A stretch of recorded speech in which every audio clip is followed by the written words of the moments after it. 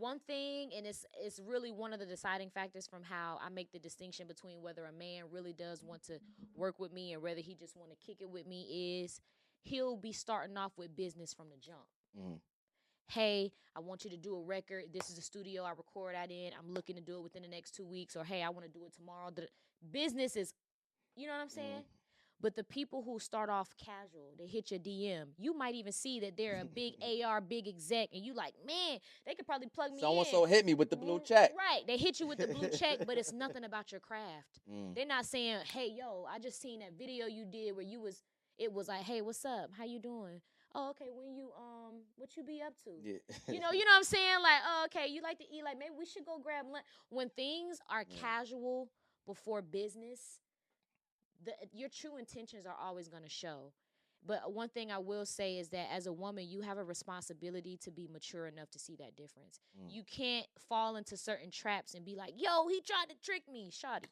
Sister, homegirl, you knew what was up. You know, bro didn't care about that single you just dropped. He didn't ask you one time about it. He never even liked or commented on that posted. He probably don't even know you dropped it last week. And what picture did he like, though? You said what? I said, but what picture did he like? Exactly. What do you see him engaging with? Is it those posts that have nothing to do with your music and you might have a little cleavage or you might have a little booty? You know, you might have been at the club, might have been turning up. So in my opinion, whenever a man hits me up and they're straight on business, now, whether you meet me in person and grow an attraction to me, that's different because maybe you never even intended to do that. Right. But I feel like once it starts off as like, hey, this is when I do that, in my opinion, it helps me give a man the benefit of the doubt. I'm like, all right, let's work. Right. Let's work. Right. You know what I'm saying? But I usually know that it's BS when it's just a bunch of casual talk. You worried about what you on tonight? Are you going to the studio? And I reel it back in. As a woman, too, don't be afraid to reel things back in. Oh, no, I'm just chilling. Are you going to be at the studio tonight? Is that what you... And if they say yeah, oh okay, yeah, I would definitely. I don't mind pulling up to the studio. I'm gonna keep. Let's make a song. Make it work. Yeah. Even if you tell them let's pull up to the studio, a bro have a bottle and a couple woods roll. Like, yeah, we in the studio. We gonna make love and your girl like.